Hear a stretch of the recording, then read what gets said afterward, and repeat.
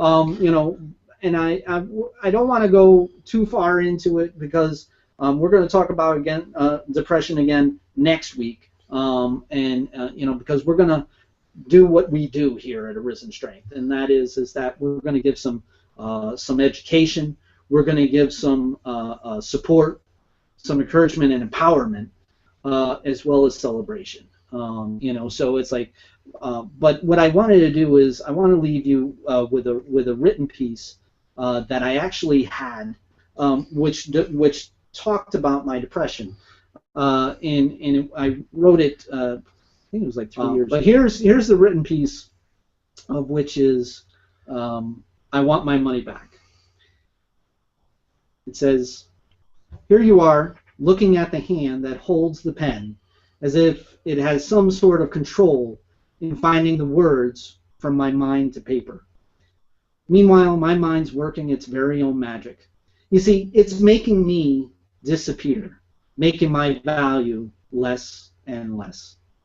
Imagine my body in a retail display, made to look sellable to some average day consumer. My attire snappy and appealing, wearing a new white Oxford shirt, crisp with starch, and the first 2 buttons undone so to draw attention to the Italian gold chain around my neck. My lower body's draped with blue jeans, obviously pressed and sustained by a chocolate brown belt with a buckle made of gold. My feet are first covered in a soothing dress sock that is then cloaked with a sand-colored cowboy boot, which relates well to the beige camel skin sport coat that hangs over my shoulders like a tailored fit. I notice a sign to the side of my left pant leg. It's about 6 inches by 4 inches in size. We've all seen these before, where they're used to emphasize the selling points of the displayed merchandise.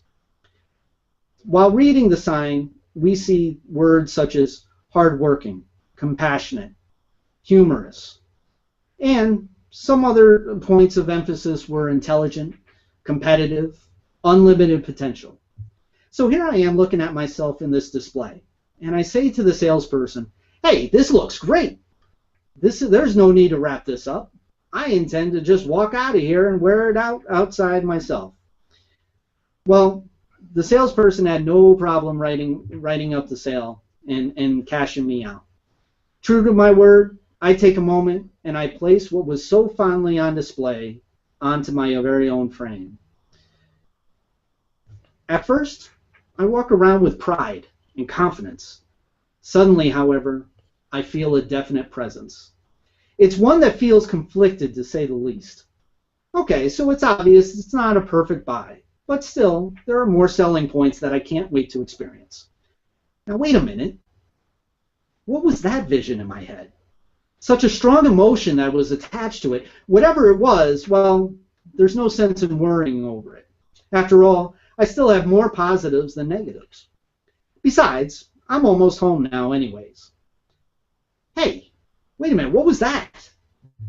Did anyone hear that scream? My body tenses, my mind races, where I feel I must do something right now. What in the world was that all about?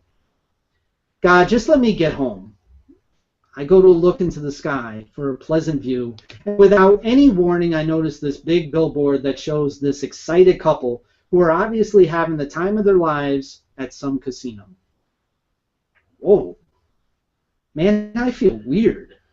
I mean, in one way, I feel like I'm in complete control, but then I have this spiking feeling that's abnormal, to say the least. And now it's making me feel this depressing guilt. Oh my God, what is this now? I feel nothing like I want to. It's never-ending dread and this feeling of brokenness. What the hell is this? What does this mean? You know what? Forget it.